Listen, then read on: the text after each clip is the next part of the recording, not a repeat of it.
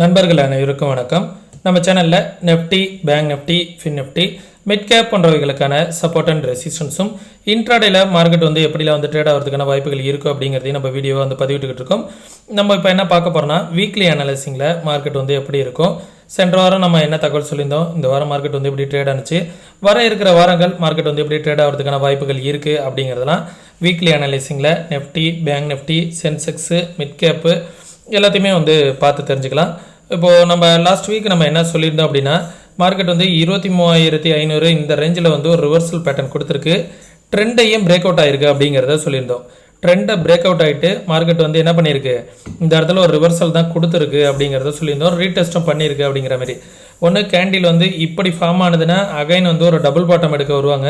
அப்படி இல்லைனா இங்கேருந்து பிரேக் அவுட் ஆனிச்சு அப்படின்னா மார்க்கெட் அகைன் மேலே வருவதுக்கான பாசிபிலிட்டிஸ் இருக்குது அப்படிங்கிறத சொல்லியிருந்தோம். நம்ம அந்த கேண்டில் கூட எப்படி ட்ரா பண்ணி காமிச்சிருந்தோம் அப்படின்னா இதர் போல் காமிச்சிருந்தோம். மார்க்கெட் இந்த ரேஞ்சில் முடிஞ்சிருக்கு. ஒன்று கேண்டில் இப்படி ஃபார்ம் ஆகணும், இல்லை இந்த கேண்டில் இந்த இடத்துக்கு போயிட்டு அகைன் ரீடெஸ்ட் பண்ணிட்டு ஒரு டபுள் பாட்டம் மாதிரி கூட எடுப்பாங்க அப்படிங்கிறத நான் சொல்லியிருந்தேன். இந்த இடத்துல போயிட்டு டபுள் பாட்டம் எடுக்கிற மாதிரி கூட டயத்தை கடத்துவாங்க அப்படிங்கிறத சொல்லியிருந்தோம். மார்க்கெட் ஒரு பையிங் ப்ரெஷர் தான் வந்திருக்கு. எஃப்ஐஎஸும் ஒரு பையிங்கில் தான் இருக்காங்க. அதுவே மார்க்கெட்டுக்கு ஒரு பாசிட்டிவான விஷயந்தான். அகைன் மார்க்கெட் பார்த்திங்கன்னா இந்த ட்ரெண்ட் இருக்குது பார்த்திங்களா, இந்த ட்ரெண்டை போய் ரீடெஸ்ட் பண்ணுறதுக்கு வாய்ப்பு இருக்குது.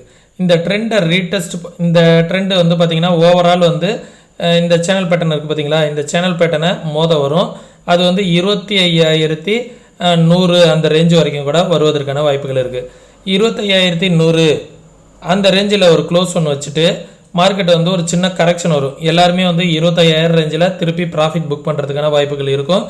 இந்த ப்ராஃபிட் புக் பண்ணாங்க அப்படின்னா மார்க்கெட் அங்கேருந்து ரிவர்சல் ஆகிற மாதிரி காமிக்கும். எல்லோரும் ரிவர்ஸ் ஆகுதா இல்லை அங்கேருந்து பிரேக் அவுட் ஆகுதா அப்படிங்கிறதையும் பார்க்கணும். அந்த லெவலுக்கு மேலே வந்துருச்சு அப்படின்னா மார்க்கெட் அகைன் ஆல் டைம் ஹையை பிரேக் பண்ணுறதுக்கான வாய்ப்புகள் ரொம்ப அதிகம்.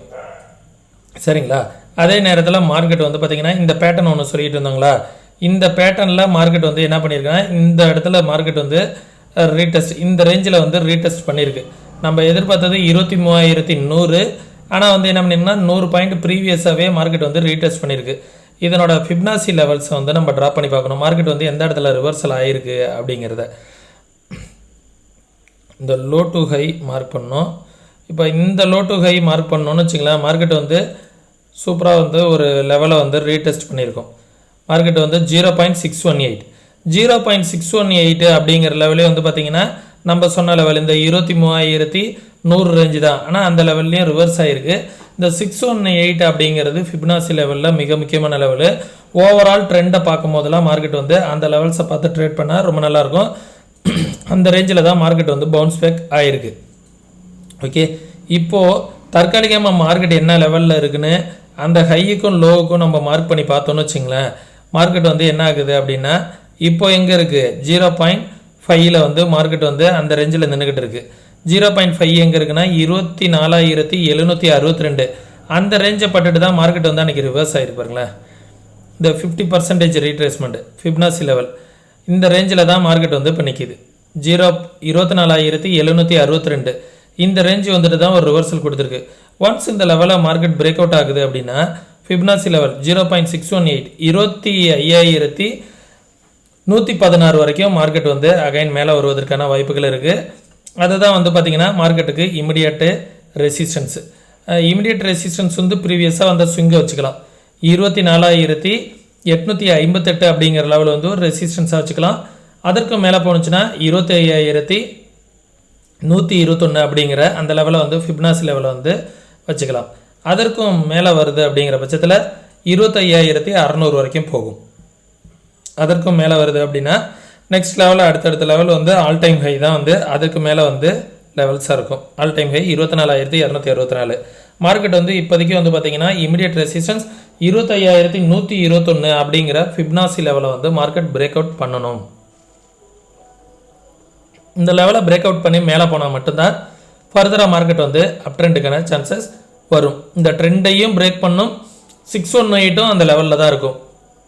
ஓகேங்களா? 618 அந்த லெவல்லே வரும். மார்க்கெட்டும் பிரேக் பண்ணுறதுக்கான வாய்ப்புகள் இருக்கா அப்படிங்கிறத பார்க்கணும். இதை டேல வந்து நம்ம ட்ரா பண்ணி பார்த்தா கொஞ்சம் கரெக்டாக வரும். டேல வந்து நான் மார்க் பண்ணி காமிக்கிறேன். ஓகே, சப்போர்ட் வந்து மார்க்கெட்டுக்கு எங்கே இருக்குது அப்படின்னா, மார்க்கெட் வந்து ப்ரீவியஸாக மார்க்கெட் வந்து இந்த லெவல் வந்து 0.5 அப்படிங்கிற லெவல் 24,768 அப்படிங்கிறது ஒரு சப்போர்ட் அண்ட் ரெசிஸ்டன்ஸாக இருக்கும். மார்க்கெட் அதற்கும் கீழே வருது அப்படிங்கிற பட்சத்தில் 24,532, அதற்கும் மேலே வருது அப்படின்னா 24,600 இந்த லெவல்லாம் வந்து ஒரு சப்போர்ட்டாக மார்க்கெட்டுக்கு இருக்கும். ஓகே, எதுவாக இருந்தாலும் இன்ட்ராடேல எது சப்போர்ட் அண்ட் ரெசிஸ்டன்ஸாக இருக்கும் அப்படின்னு பார்த்தாலும் கிட்டத்தட்ட இதே லெவலே வந்து இன்ட்ராடேக்கும் நீங்கள் வச்சுக்கலாம். 24,400 சப்போர்ட்டு, அதுக்கப்புறம் 24,545, அதற்கு மேலே வந்துச்சுன்னா 24,768, அதற்கு மேலே வந்துச்சுன்னா 24,858, அதற்கும் மேலே வருது அப்படிங்கிற பட்சத்தில் 25,121, அதற்கும் மேலே வருது அப்படிங்கிற பட்சத்தில் 25,619, அதுக்கு மேலே வந்தால் ஆல் டைம் ஹை. இது வந்து நிஃப்டிக்கான லெவல்ஸு. பேங்க் நிஃப்டி வீக்லிலேருந்து என்ன சொல்லுது அப்படிங்கிறத பார்த்துருவோம்.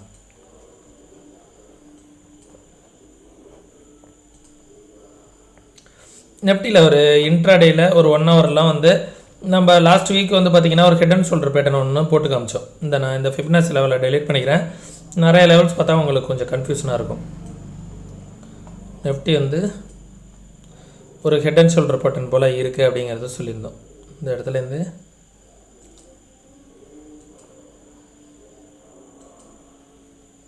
ஓகே,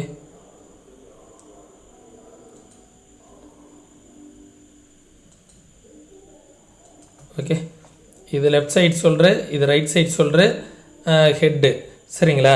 இன்னொரு ஹெட்டுன்னு சொல்கிற மார்க்கெட் வந்து பார்த்தீங்க அப்படின்னா இதை நம்ம எக்ஸ்டெண்ட் பண்ணி பார்த்தோம்னு வச்சிங்களேன், எக்ஸாக்டாக வந்து ரீடெஸ்ட் பண்ணியிருப்பாருங்க மார்க்கெட்டு. இந்த இடத்த ஹெட் அண்ட் ஷோல்டரை ரீடெஸ்ட் பண்ணிவிட்டு எக்ஸாக்டாக மேலே போகுது. இந்த மேலே போகிறதுக்கான அளவு வந்து பார்த்தீங்க அப்படின்னா இந்த ட்ரெண்ட் லைன் இந்த 25,100 இந்த level overall resistance plus trend லைனும் ரெசிஸ்டன்ஸ் எல்லாமே இந்த இடத்துல வருது. 25,134 அப்படிங்கிற இந்த லெவலுக்கிட்ட வருது. இந்த லெவல் வரும்போது கார்சியஸாக இருக்கணும், சரிங்களா? பேங்க் நிஃப்டியை பார்த்துடலாம். பேங்க் நிஃப்டிலே அந்த ஹெட் அண்ட் ஷோல்டர் பேட்டர்னை ரீடெஸ்ட் பண்ணிவிட்டு மார்க்கெட் மேலே போகுது. வீக்லியில் என்ன சொல்லுது அப்படிங்கிறத பார்த்துடலாம்.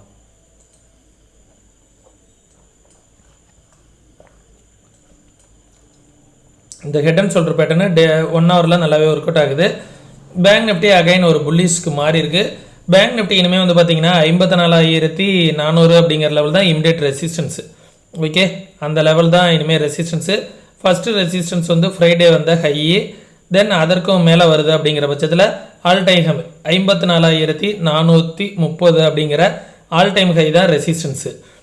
சப்போர்ட் வந்து பார்த்தீங்கன்னா ஃப்ரைடே போன வாரம் அந்த லோ வச்சுக்கலாம், ஃப்ரைடே அந்த லோவையும் வச்சுக்கலாம், சரிங்களா?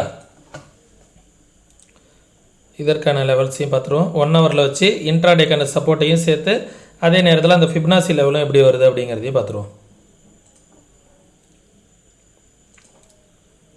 லோ டு ஹை ப்ளஸ் இன்ட்ராடேவோட சப்போர்ட்டோட கம்பேர் பண்ணால் தெரிஞ்சிடும்.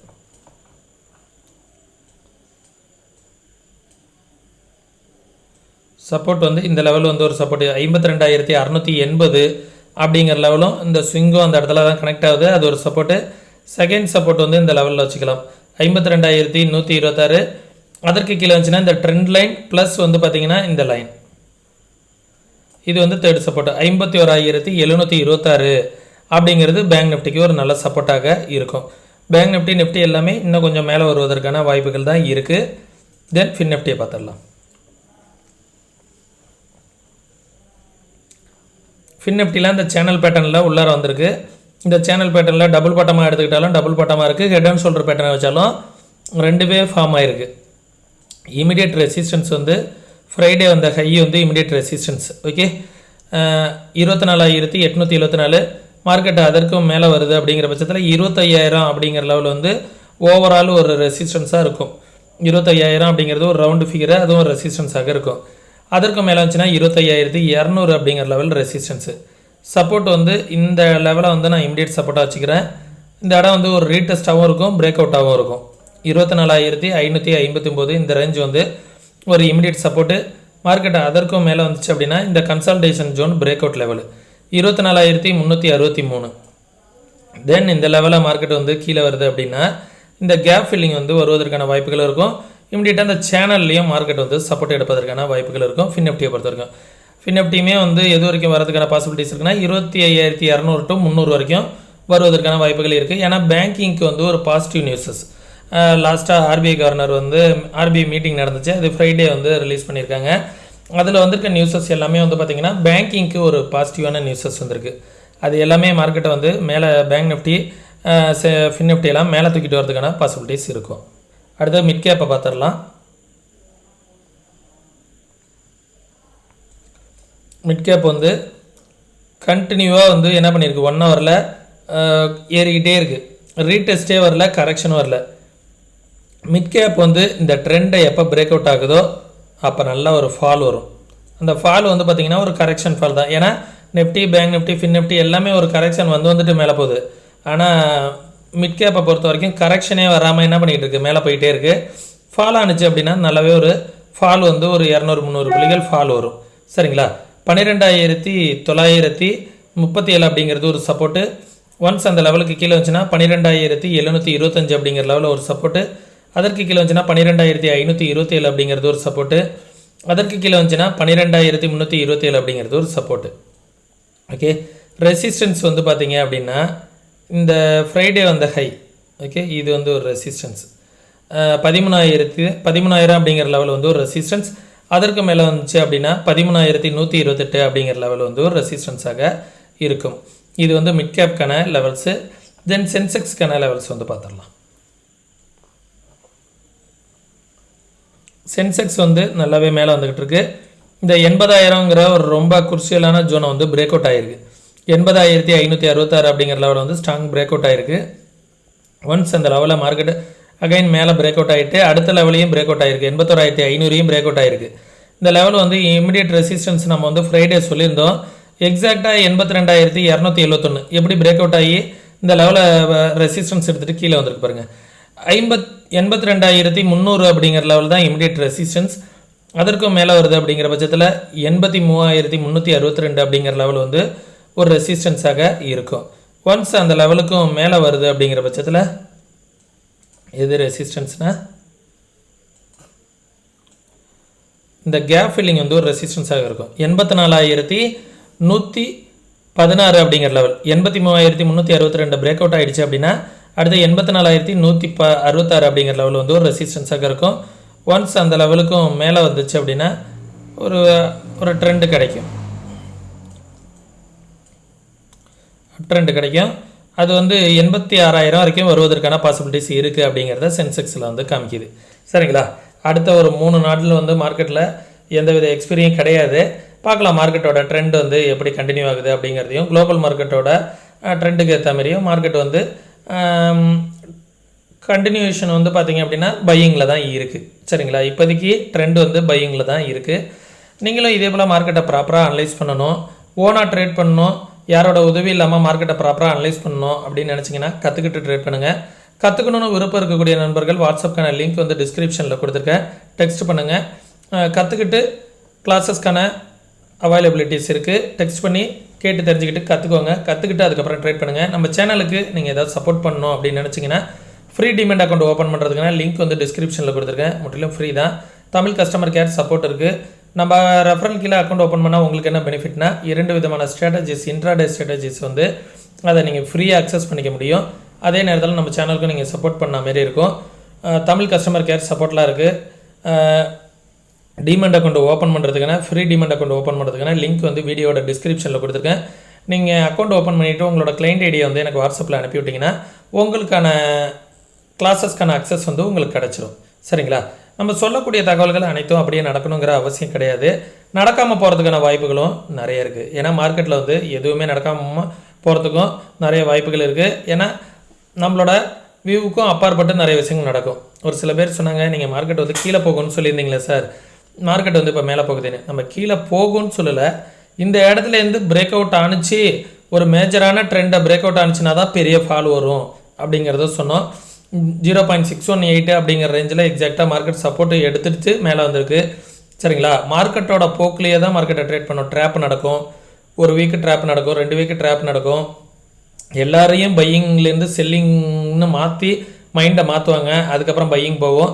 அந்த பையிங்னு எல்லாரையும் மேலே கொண்டுட்டு வந்துட்டு டாப் லெவலில் இருக்கிறதுலே மார்க்கெட்டில் ஹையில் போயிட்டு என்ன பண்ணுவாங்க, நம்ம தலையில் கட்டிட்டு எஃப்ஐஸாக இருக்கட்டும், இன்ஸ்டியூஷனலாக இருக்கட்டும், என்ன பண்ணுவாங்க, கீழே வந்துடுவாங்க. அப்போது எது வேறு மாதிரியான ட்ராப்லாமும் நடக்கும். நம்ம மார்க்கெட்டோடையே ஜேர்னி பண்ணணும். ஒரு எஸ்எல் ஒன்று வச்சுக்கணும். இந்த லெவலுக்கு கீழே வந்துருச்சுன்னா நம்ம ட்ரெண்டை மாறிக்கணும்.